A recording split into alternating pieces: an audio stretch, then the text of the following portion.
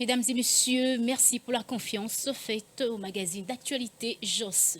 Cependant, pour le premier chapitre, sachant donc que le chef de l'État, Félix-Antoine Tshisekedi Tshilombo, a cependant prononcé son discours ce lundi 27 février 2023 lors de la 52e session du Conseil de droits de l'homme, précisément en Suisse. Suivez.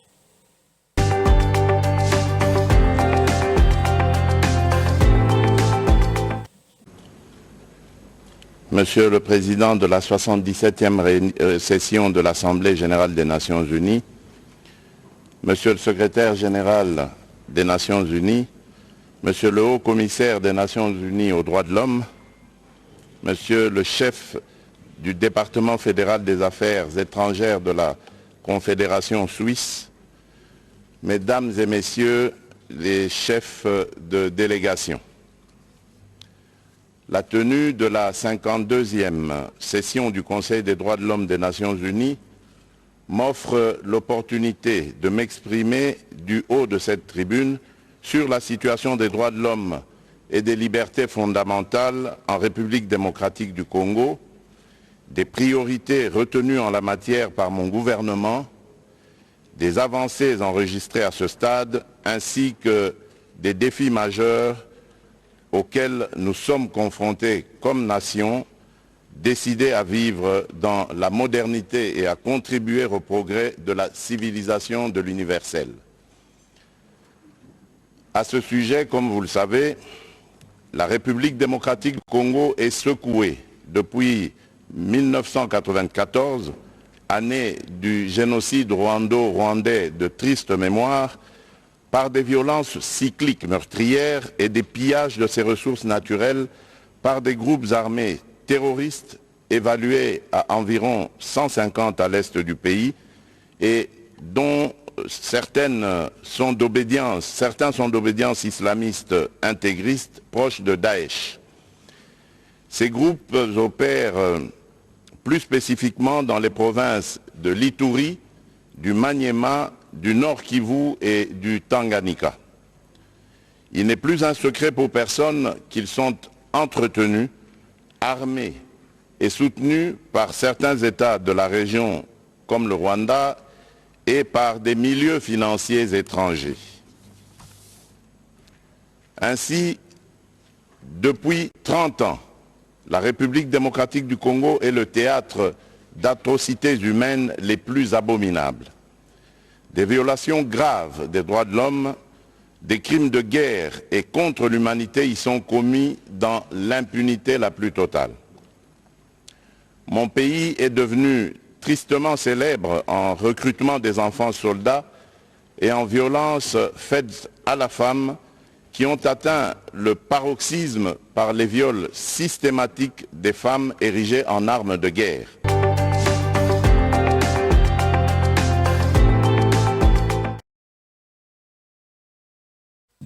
Dans un autre chapitre, toujours au regard de la présidence, l'arrivée du locataire de l'Élysée sur le sol congolais suscite beaucoup de réactions, dont le chef de la population, pour la grande majorité, en regard plutôt de suspicieux à l'endroit plus précisément d'Emmanuel Macron, ce qui a conduit à des manifestations publiques devant l'ambassade de la France. Suivez.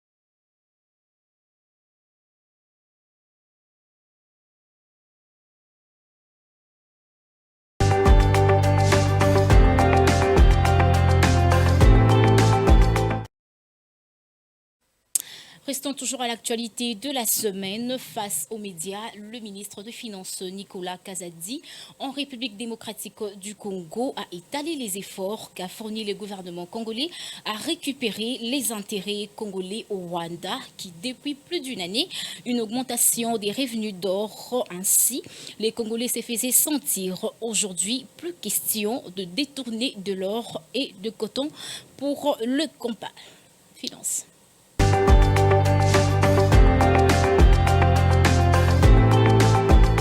Le Rwanda, l'année passée, a exporté pour près d'$1 milliard d'or et de coltan, dont plus de 90% proviennent de la République démocratique du Congo. Ça, c'est documenté, c'est connu. Pour l'or, le principal pays de destination, c'était les Émirats arabes unis, qui n'en pouvaient plus de vivre cette situation et qui se sont rapprochés de nous et avec qui nous avons signé un accord que je dirais historique. Désormais, nous traitons directement avec eux. Tout l'or qui était exporté via Kigali et même via Kampala est en train d'être récolté en République démocratique du Congo, exporté au nom de la République démocratique du Congo. On vous a donné les chiffres. 2021, on a fait à peine 23 kilos d'or. 2022, je crois, 34 kilos d'or. 2023, pour 2 semaines simplement, on était déjà à combien? Une centaine de kilos d'or. Et donc, on est en train d'opérer un grand changement. Et c'est d'ailleurs tout cela qui explique l'agitation du Rwanda. Le Rwanda veut contrôler l'espace pour continuer à faire travailler ces mines clandestines, parfois avec la complicité de certains Congolais, malheureusement, mais c'est là le véritable nœud de la guerre. Et nous sommes en train de le dénouer grâce au courage politique du président de la République. Et je pense que nous sommes, comme l'a dit mon collègue, nous sommes en train de dépouiller le Rwanda de tous ses arguments et nous lui montrons clairement ce qu'il est, ce qu'il fait.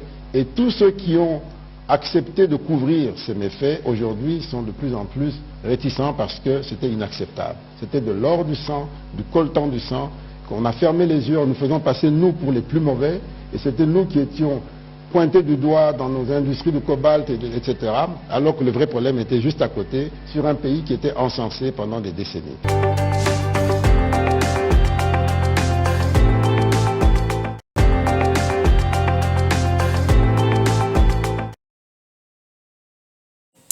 À l'est de la République démocratique du Congo, au niveau de la SADC, une première mission d'une délégation d'officiers de la SADC à Goma, conduite par le général Pineas Martin, chef d'état-major général de Namibie, pour évoquer la sécurité à l'est de la République démocratique du Congo. Je vous laisse suivre cet élément.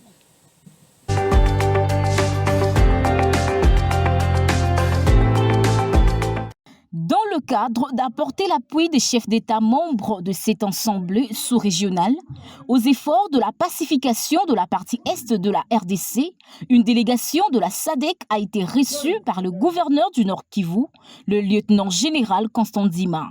Dans ses dires, le chef de la dite délégation, le général Pineas Martin, précise le but des efforts fournis pour assister la RDC afin de trouver la paix à l'est du pays.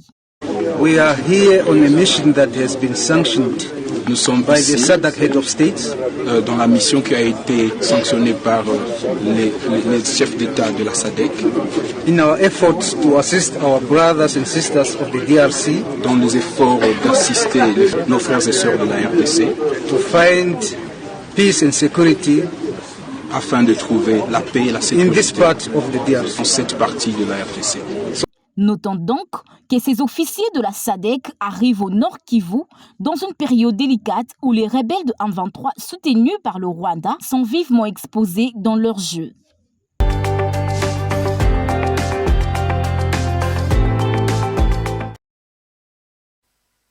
Restons toujours au Nord Kivu, suite au comportement arrogant et assassin de M23 soutenu par le Rwanda. Cependant, le porte-parole du Nord Kivu, le lieutenant-général Dike Kaiko, annonce un communiqué qui porte sur la suspension des circulations de marchandises dans la dite contrée. Suivez.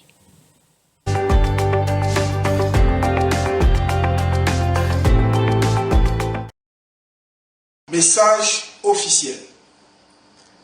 suite au comportement barbare, assassin et terroriste du M23-RDF manifesté le premier jour de la mise en application de la mesure portant sur la reprise de la circulation des marchandises et de biens, Son Excellence, Monsieur le gouverneur de province, le lieutenant général Dima Komba Constant suspend la dite mesure. En effet, le matin de ce jeudi 2 mars 2023, le M23-RDF vient de tuer un chauffeur dans la localité de Katale sur l'axe Rutshuru-Goma et piller toute la marchandise que transportait ce dernier. Ici est de noter que la mesure avait été prise sur demande du public et des opérateurs économiques avec comme objectif atténuer la souffrance de la population due à la hausse des prix des biens de première nécessité en ville de Goma suite à l'agression dont la République démocratique du Congo est victime. Ainsi donc, pour mettre la population à l'abri du comportement terroriste du M23-RDF sus-évoqué, la mesure est suspendue jusqu'à nouvel ordre. Fête à Goma le 2 mars 2023.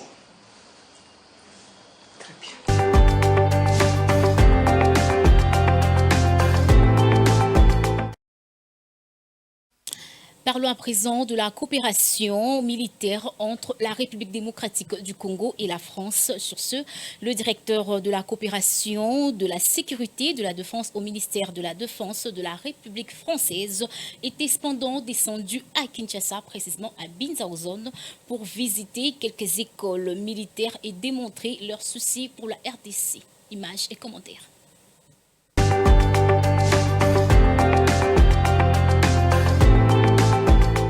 La République démocratique du Congo et la France a été au centre des échanges ce mardi 2 mars 2023 entre le directeur de la coopération de la sécurité de la défense au ministère de la République française et le commandant des écoles de guerre à Kinshasa.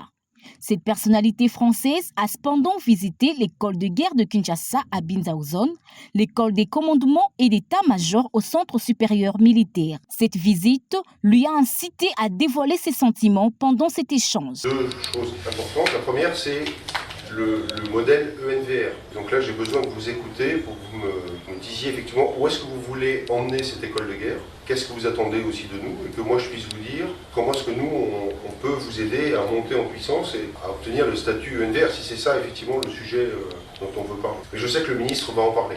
Et puis, la deuxième chose, c'est dans le cadre de la formation, et là on sort de la formation supérieure, je voulais évoquer avec vous la formation des cadets et aussi peut-être la formation professionnelle. La formation des cadets parce qu'on a lancé un programme cette année assez ambitieux de partenariat de jumelage entre Prytanée, école militaire préparatoire et leurs équivalents en France, avec un échange de jeunes et avec un rapprochement de l'encadrement, des pratiques et une sorte de jumelage. Après ce briefing, le stagiaire de la 3e promotion de l'école de guerre de Kinshasa a reçu quelques instructions dans la grande salle de l'amphithéâtre par le commandant général d'école de guerre. En outre, bien avant cela, un échange très fructueux a eu lieu avec le général Roubi qui met en clair son point de change le plus important. Régulièrement, en tant que directeur général de l'Institut Thémis, qui est un partenaire pour la formation des cadres supérieurs des forces armées de la République démocratique du Congo, je viens au pays échanger avec les responsables de la formation. Et donc, dans le cadre de cet échange, il est normal et habituel que pour mieux synchroniser nos efforts, nous échangions avec le général commandant l'ensemble des écoles des forces armées de la République démocratique.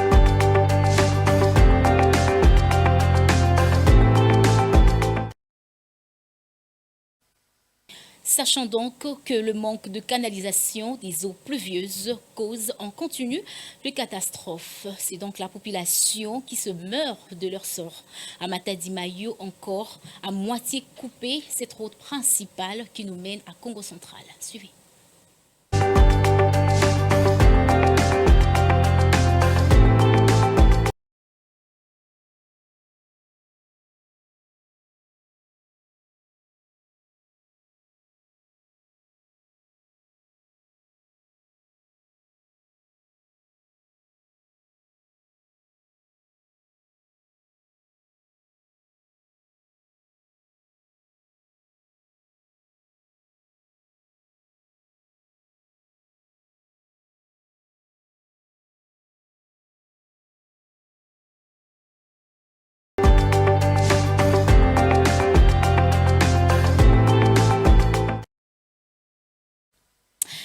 Cependant, continuons avec les actualités au courant de cette semaine. L'opération des démolitions dans la ville-province de Kinshasa se poursuit. Ce jeudi, ça a été le tour du quartier Yolo dans la commune de Kalamou d'en subir les affres. Joël Kalala nous explique.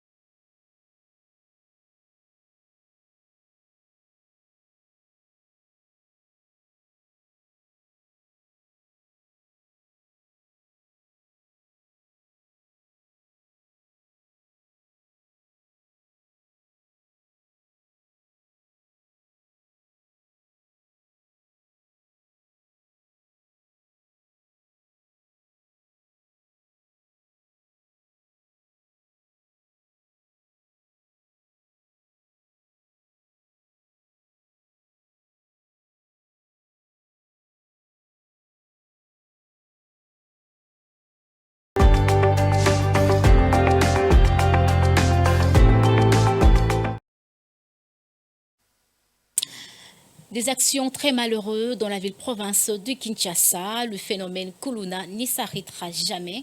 Ainsi, la police nationale n'abandonnera pas non plus son combat acharné contre l'insécurité. Une lourde opération a abouti à une lourde arrestation dans la ville-province de Kinshasa, précisément dans le quartier Kanluka. Suivez.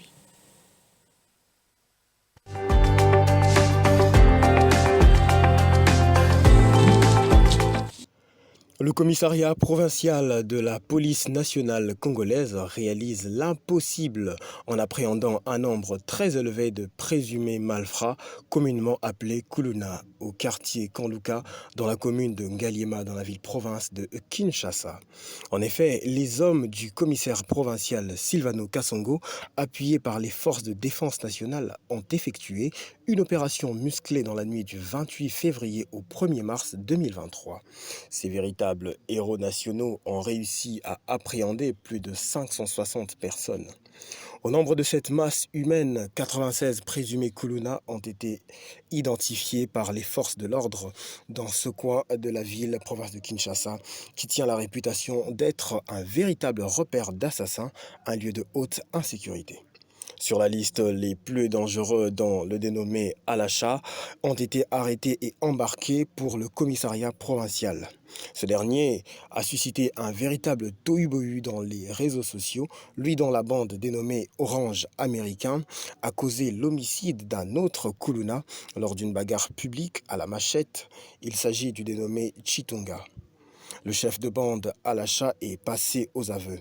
Enfin, le reste de la masse appréhendée n'était pas identifié en tant que Kuluna, ont gagné le droit de rejoindre en paix leurs domiciles respectifs sur ordre du numéro 1 provincial, Silvano Kasongo.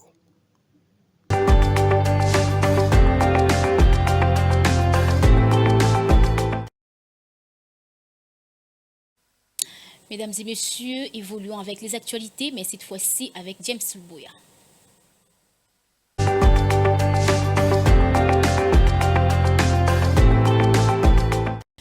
Bienvenue James Luboya sur le plateau de magazine d'actualité. Merci Michael Bilonda.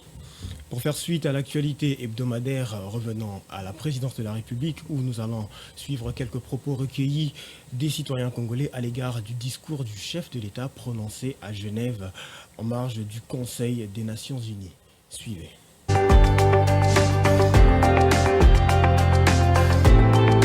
La diplomatie congolaise à l'heure actuelle est basée sur la guerre à l'Est, sur la sécurité nationale. Alors le chef de l'État a plus voulu rappeler à la communauté internationale que les enjeux qui nous attendent, ce sont les élections d'abord. Et que les élections, on ne peut pas les organiser dans un climat de méfiance, dans un climat de guerre. Puisque les élections sont des devoirs des citoyens. Chaque citoyen a droit de voter. Et que le chef d'État ne veut pas faire la politique d'exclusion, c'est alors qu'il a interpellé la communauté internationale. Avant qu'on ne vienne les condamner d'avoir glisser, il a préféré interpeller la communauté internationale afin que ceci puisse s'y imprégner, afin que la guerre et l'agression rwandaise puissent cesser et que la République démocratique du Congo puisse s'organiser pour ces élections. Ce qui m'a beaucoup touché dans ce discours, c'est le fait que le président puisse éveiller la conscience de la communauté internationale concernant les crimes qui sont commis dans l'est du pays. Depuis 1994 plutôt jusqu'à présent, la communauté internationale semble être passive. Pourtant, il y a une mission des Nations Unies qui concerne la protection des civils. Et aussi, la communauté internationale a la capacité de passer à une mission de la protection des civils, à une mission de la responsabilité internationale de protéger. Pourtant, il demeure naïf. Les crimes de guerre, les crimes contre l'humanité, les crimes d'agression, c'est déjà consommé. On ne peut pas y en parler encore parce que c'est déjà connu de tous. Les crimes de génocide qui se font de toutes les manières. Et aussi, il y a les crimes spécifiques qui se sont distingués dans notre pays, dont l'écocrime et l'écocide. Mais la communauté internationale reste inerte. Et pourtant, le danger est réel pour toute l'humanité. Le mois de la femme commence bien pour un monde digital et inclusif. Tel est le thème pour ce mois de la femme. Question pour cette dernière de se familiariser avec la digitalisation culturelle pour un avenir prometteur. Suivez.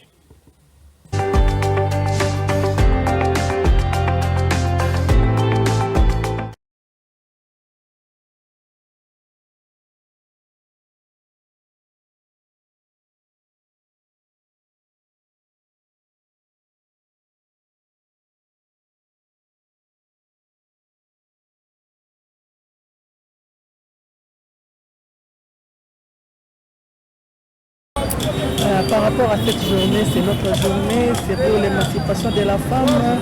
Nous avons aussi droit comme tous les hommes, parce que nous aussi les femmes, nous avons étudié, on travaille,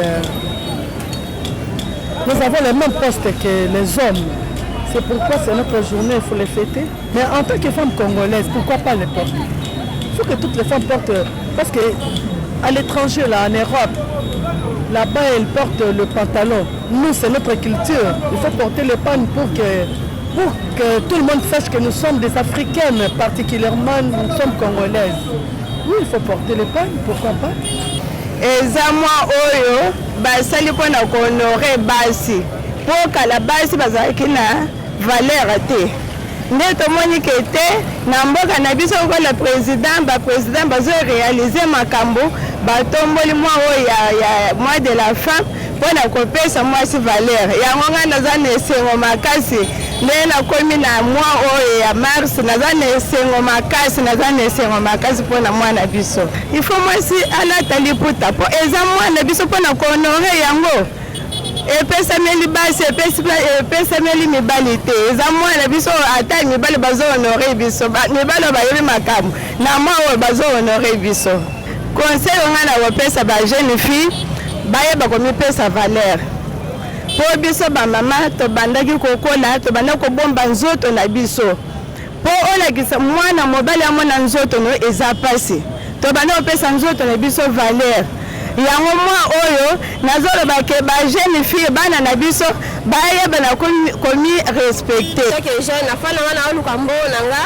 tema toza mode de la femme naza na mbona nga liputa te naza mpe mbona nga sorti kolia sorti sorti te par rapport à un moment de traverser ça difficile mais naza quand même quelque chose nanga donc ça me dérange pas. Bon, tout ce qu'on fait dans la vie est déterminé. Déjà, biso so moni mutu, aza juste concentré pour aluka moya bima jour wana que na basa ka bi voir valeur na été pour moi soit bien vraiment valeur na et a dit que ça jour ils ont favorisé biso basa ko que ça ne porte qu'on a babar te pour comme me na banzela mabe.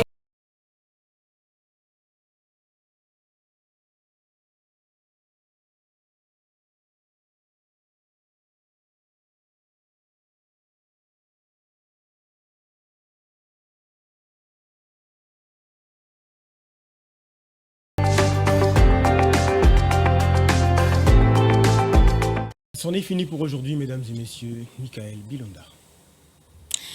Merci beaucoup James Louboya, fidèle téléspectateur. C'était ainsi le magazine d'actualité, très prête à vous servir. En prélude, je tiens à vous remercier pour la confiance faite en sa personne et ainsi à la grande équipe technique qui est tout juste là devant moi. On se revoit demain ou prochainement, si Dieu le veut. Merci.